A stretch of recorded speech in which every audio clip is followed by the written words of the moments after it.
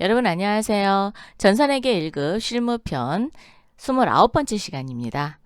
이제 우리가 회사의 모든 영업을 다 끝내고 나면 결산이라는 걸 하죠. 그래서 결산 분계하기 해보겠습니다. 결산을 맞이하게 되면은 결산 정리 사항을 요약을 제일 먼저 해야 됩니다. 즉 결산을 해야 되는 대상이 뭐가 있는지를 먼저 파악을 하고 나서 결산 정리 사항을 요약을 한 다음에 이걸 인해서 수동 결산할 건지 자동 결산할 건지를 결정을 보시면 됩니다.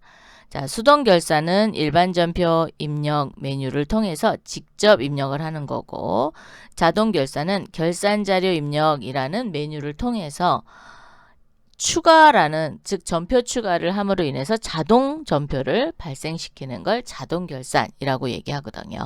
그럼 수동 결산과 자동 결산은 어떻게 구분하느냐? 수동 결산은 자동 결산 대상 자료 이외의 결산 정리 사항을 분계로 직접 입력하는 것을 수동 결산. 가장 대표적인 게 손익의 정리가 있겠습니다. 손익의 정리 부분. 그게 수동 결산의 가장 기본적인 게 되겠죠. 뭐 이자를 받았는데 미리 받은 게 있다든가, 비용을 지급했는데 미리 준 비용이 있어요. 즉 올해분, 즉 단기분이 아니라 차기, 내년도분이 있는 거예요. 그런 경우에는 다 올해 거에서 빼주셔야 됩니다. 자동 결산은 재고자산의 기말 재고액을 넣음으로 인해서 매출원가를 산정할 때 자동 결산을 이용합니다.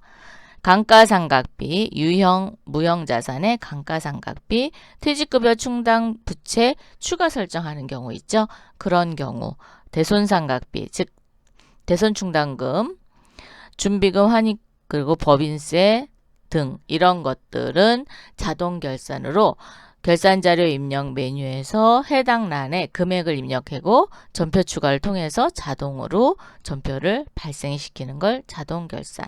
그럼 수동 결산을 제일 먼저 해주셔야 돼요. 그리고 나서 자동 결산을 하고 나면 이제 완전히 재무제표를 작성할 수 있습니다. 그래서 재무제표 작성, 결산 부성명세서, 재장부에 반영하는 걸 모두 마치게 되면은 이제 결산이 완료가 되는 겁니다. 그럼 예제를 통해서 우리가 결산 정리 사항을 요약을 해서 수동 결산과 자동 결산을 해보도록 하겠습니다. 실무 문제 결산 분계하기. 다음은 주식회사 I나라의 결산 정리 사항이다. 결산을 완료하시오. 자, 주식회사 I나라의 결산 정리 사항을 하기 전에 데이터는 책에 있는 실무 문제를 모두 푼 데이터를 가지고 결산을 하도록 하겠습니다. 그래서 혹시 동영상만 시청하셔서 그것만 따라 하신 분들은 데이터가 조금 다를 거예요. 그러면 다른 거로 가지고 그냥 연습만 하시도록 하세요. 자, 매장에 대한 임차료 선급분 10만 원을 포함되어 있다라고 얘기했어요. 그 얘기는 매장의 임차료가, 즉 처음에 지급할 당시 차변의 임차료, 대변에 뭐 현금이면 현금 아니면 보통예금 이렇게 나갔던 거예요. 이렇게 나가있던 이 임차료 비용이 일부가 미리, 즉 내년도분을 미리 준 겁니다. 그럼 얘를 그만큼 빼줘야 되잖아요. 그래서 차변의 선급비용, 미리 준 비용이니까 선급비용 10만원, 임차료 10만원 이렇게 수정분계를 해놔야지 되죠. 그래야 올해 비용만 비용으로 잡을 수 있습니다. 근데 이때 임차료가 매장 거니까 얘는 800번대, 819번 요 정도 하셔야 될 거예요. 아마 입력 한번 해보면 이 코드가 맞는지를 알 수 있습니다. 자, 그러면 수동 결산을 해야 되기 때문에 수동 결산 일반 전표 입력에 직접 입력하셔야 되죠. 자, 메인 창에 오셔서 일반 전표 입력 I나라에 1월 1일부터 12월 31일이니까 12월 31일 날 결산 전표를 넣으면 되겠습니다. 자, 12월 31일 차변에 선급비용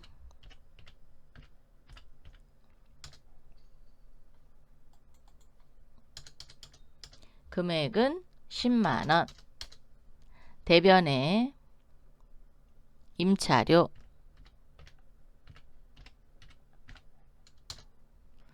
임차료는 판매관리비 매장 거니까 819번이네요. 자, 10만원 이렇게 입력하시면 됩니다. 이 전표 번호는 삭제하고 다시 입력하면 이렇게 번호가 계속 늘어요. 그래서 전표 번호는 신경 안 쓰셔도 됩니다. 네. 자, 분계는 차변의 선급비용, 대변의 임차료, 판매관리비 10만원씩 정리를 했고요. 두 번째 문제 풀어보도록 하겠습니다. 공장에서 사용하는 소모품을 조사한 결과 5만원이 미사용되었다. 자, 5만원 미사용의 밑줄. 단, 회사는 소모품 구입 시 비용으로 처리하였다. 자, 비용으로 처리했다는 건 소모품비로 정리했다는 거죠. 그리고 공장에서 사용하는 거니까 500번대 소모품비가 되겠습니다. 이렇게 정리해 놨는데 조사를 해보니까 아직 사용하지 않은 게 있대요. 그거만큼 자산 처리해야 되죠. 그래서 소모품의 자산명은 소모품이죠. 차변의 소모품 5만원, 대변의 소모품비 5만원 정리를 하는데 이 소모품비는 그렇죠. 공장 거니까 530번을 쓸 겁니다. 자, 그러면 한번 입력해 보도록 할게요. 차변에 3번이죠. 소모품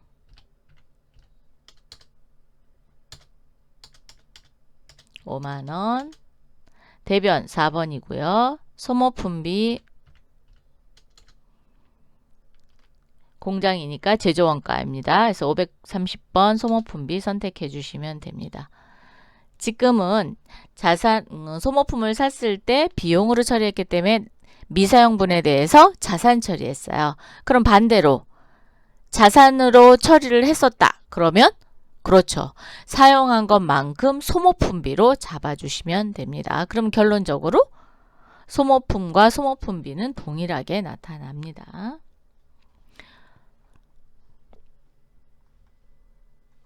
3번 결산일 현재 단기 매매증권 장부가액이 500만원. 아, 우리가 단기 매매증권을 가지고 있는데 500만원어치를 갖고 있대요. 결산일 현재 공정가치는 520만원. 유가증권을 평가할 때는 공정가치 또는 시가 평가하죠. 그래서 평가합니다. 그럼 얼마만큼 이익이에요? 20만원만큼 이익을 받습니다. 얘가 단기 매매증권 평가이익이 되겠죠. 그리고 단기 매매증권 그만큼 늘려줘야 돼요.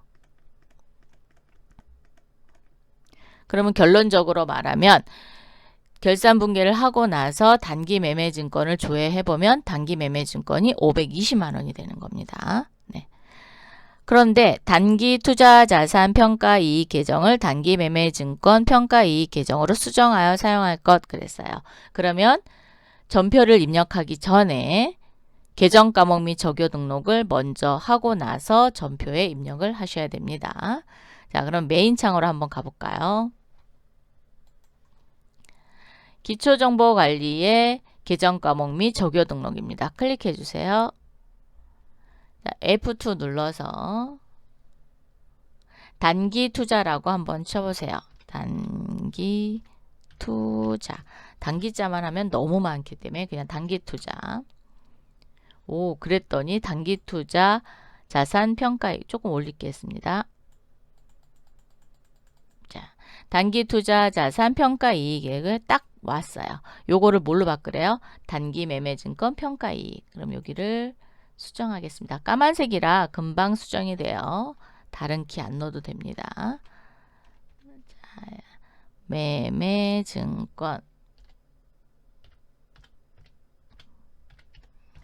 딜리트 하시고 처음부터 그냥 다시 치셔도 상관은 없습니다. 자, 그리고 엔터를 치니까 단기 매매 증권 평가이익으로 수정이 됐습니다. 검정색 계정 과목이기 때문에 직접 수정이 가능합니다. 그러면 이제 계정 과목 및 적요 등록 다 했으니까 닫아주시고 일반 전표 입력에 오셔서 차변에 단기 매매 증권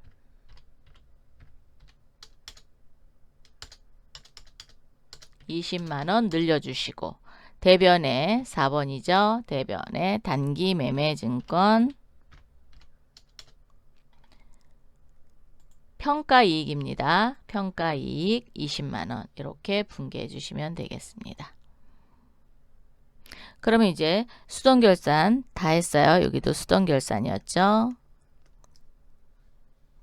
다음 문제 또 풀어볼게요. 결산일 현재 퇴직급여 추계액은 다음과 같다. 생산직은 1000만원, 사무직은 2000만원인데 퇴직급여 충당 부채 잔액이 200만원이 있대요. 그럼 여기서 요거를 뺍니다. 그럼 1800만원만큼만 설정하시면 되겠죠. 지금 퇴직급여 추계액 같은 경우, 즉 퇴직급여 충당 부채를 설정할 경우에는 수동결산 하셔도 되는데 얘는 자동결산하는 게 편할 거예요. 그래서 얘는 자동결산 하겠습니다. 자동결산. 그러면 뭘 눌러야 돼요? 결산자료 입력 메뉴를 열으셔야 됩니다. 자, 그럼 메인 창으로 오셔서 결산 재무제표에 결산자료 입력 클릭 1월부터 12월까지 불러주시고 혹시 제품 매출원가가 나오지 않았다. 그럼 여기 원가 설정이라는 걸 눌러서 편집해갖고 여 해주시고 그 다음에 500번대 제조원가 명세서 하면 됩니다. 그래서 선택 그리고 확인하면은 이렇게 매출원가 구할 수 있는 창이 열립니다. 열리셨나요? 네. 거기에 퇴직급여 추계액은 CH8 퇴직충당입니다. 즉 컨트롤 F8이라는 키를 얘기하는 거예요. 자, 클릭을 해서 저는 한번 입력을 해봤던 거기 때문에 자꾸 그런 메시지가 뜨는데 처음 입력하실 땐 그런 메시지 안 떠요. 그래서 뭐 아니요 하셔도 됩니다. 네. 자, 퇴직급여 추계액이 1000만원입니다. 자, 1000만원. 기초가 300만원이 있었는데 올해 지급한 게 있었나 봐요. 그래서 1000만원 설정하고요. 사무직은 2000만원, 800번대입니다. 2000만원 설정하는데 200만원 잔액이 있어서 1800만원만큼만 반영을 할 겁니다. 이렇게 퇴직급여 추계액란에 금액을 치시고 결산 반영을 눌러주세요. 눌러주시면 퇴직급여 전입액란에 1000만원, 판매비와 관리비 쪽에 오시면 퇴직급여 전입액에 1800만원. 만약에 이 키를 이용하지 않고 직접 입력하겠다. 그럼 여기다 직접 이렇게 입력하시면 됩니다. 계산된 금액을. 자, 되셨나요? 퇴직급여 전입액란입니다. 연금 충당금 전입액에다 놓으시면 안 됩니다. 자, 여기에다가 넣으신다라는 거. 판관비 쪽에 800번대와 500번대 넣어줬습니다. 유무형자산에 대한 감가상각비는 고정자산 등록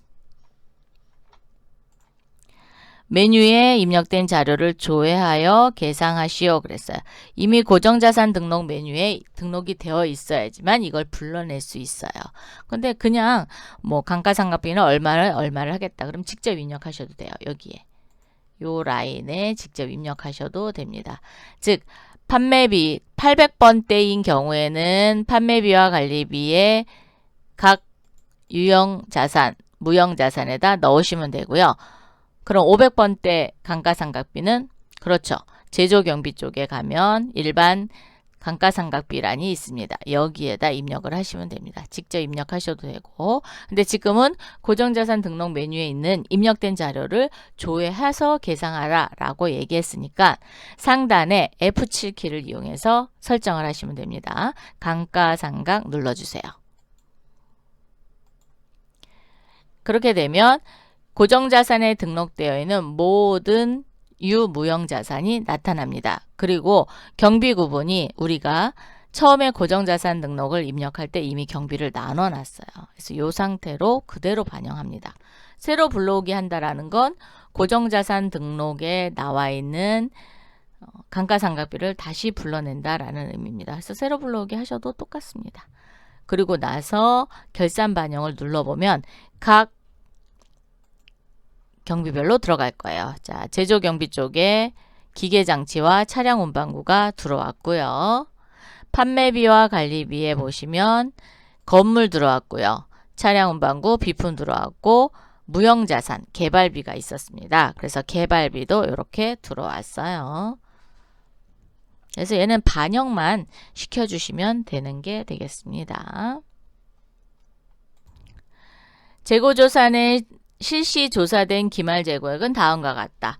우리가 재고조산이 몇 개가 남았는지를 이제 조사를 해봤어요. 그랬더니 원재료는 2천만 원이 남았고 제공품은 900만 원, 제품은 4천만 원입니다. 그러면 기말 재고액을 직접 입력해 주시면 되겠죠. 어디 가서 제조경비 쪽 열으셔서 원재료 여기 153번 10번 란에 여기에다 입력하시는 거예요. 2천만 원 입력해 주세요.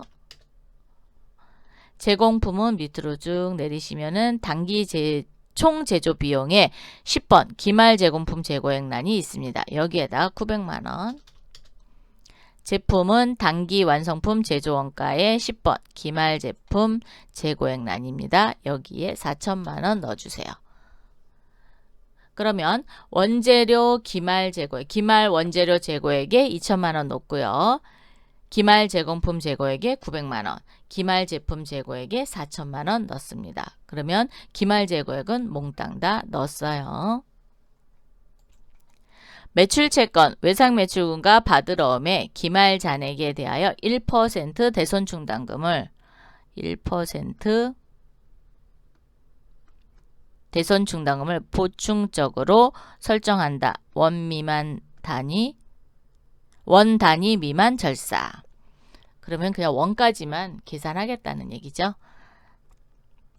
그런데 매출채권의 대손충당금을 설정할 때는 외상매출금 따로, 받으러움 따로 이렇게 따로따로 계산을 하셔야 됩니다. 왜? 대손충당금을 넣는 계정 과목이 서로 다르죠. 그래서 외상매출금 같은 경우는 108번의 계정 과목에 있으니까 109번에 넣을 거고 받으러움은 110번이니까 111번에 넣었습니다. 그래서 서로 다르게 계산하셔야 돼요. 자, 그런데 여기 상단에 보시면 대손상각 F8키를 이용해서 대손상각을 설정할 수 있는 키가 있습니다. 이걸 이용하도록 할게요. 아니면 직접 계산을 하셔서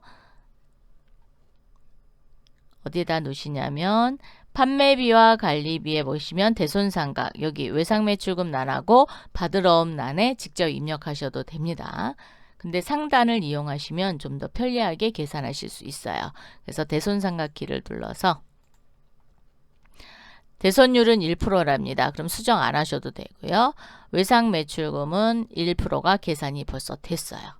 받으러움은 240만 원의 1%니까 24,000원인데 안 하셔도 돼요. 이미 설정 전에 되어 있습니다. 그래서 안 돼 있고 그럼 단기 대여금과 미수금 선급금은 안 할 건데 어떡하냐. 스페이스바로 지우시면 돼요. 이렇게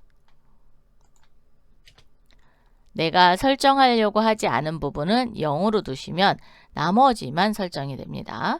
그러면 외상매출금에 235만 3,200원만 설정이 될 거예요. 자, 결산 반영 외상매출금 란에만 235만 3,200원이 들어왔죠. 받으러움은 없으니까 안 불러왔어요. 이렇게 해서 매출채권에 대해서 대손충당금 설정해 봤고요. 단기 법인세 등으로 계상할 금액은 650만 원이다. 자, 법인세로 할 게 650만 원이래요. 그럼 우리 회사에 선납세금이 있는지 없는지를 또 봐야 되겠죠.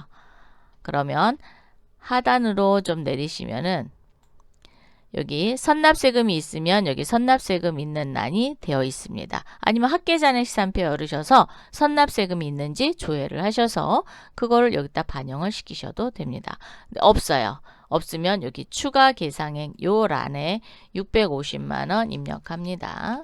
이렇게 입력하시면 됩니다. 자동결산, 지금 이제 4번부터 8번까지 자동결산을 했는데 자동결산을 하고 나서 끝이 아니죠. 그렇죠. 반드시 전표 추가를 해야 돼요. 그래서 상단에 F3 전표 추가를 꼭 눌러주셔야 됩니다. 자, 추가하시겠습니까? 예. 그러면 추가가 됐는지 일반 전표 입력으로 오세요. 일반 전표 입력으로 오셔서 조회 버튼을 눌러 보겠습니다. 그러면 이렇게 결산 전표가 생성된 게 보이십니다. 그래서 보시면 퇴직급여 추계액 됐고요. 그 다음에 매출원가, 제품 매출원가 대체됐습니다. 왜? 기말 원재료 재고에 몽땅 다 했거든요. 그리고 제공품, 그 다음에 제품 했기 때문에 매출원가가 산정이 됐고요. 감가상각비는 계산이 됐고요. 자, 밑에 거는 판관비 쪽이고요. 위로 올리시면은 제조경비 쪽에 감가상각비도 있습니다. 그리고 대손상각비, 퇴직급여 충당부채, 무형자산 상각비, 그 다음에 법인세까지 이렇게 정리가 된 거를 보시면 아, 내가 제대로 입력을 했구나 라는 걸 알 수 있어요. 그런데 결산자료 입력에서 전표 추가를 하지 않는 경우에는 넘어오지 않습니다. 그럼 전산회계 1급 실기시험에서 몽땅 다 틀리게 됩니다. 채점을 일반 전표에서 채점하거든요. 그래서 여기에 들어오는 걸 가지고 채점을 하는 거기 때문에 반드시 전표 추가 꼭꼭 잊지 마시기 바랍니다. 이렇게 해서 이번 시간에는 결산과 관련된 수동결산, 자동결산을 직접 입력해 봤습니다. 우리 다음 시간에 또 만나요. 감사합니다.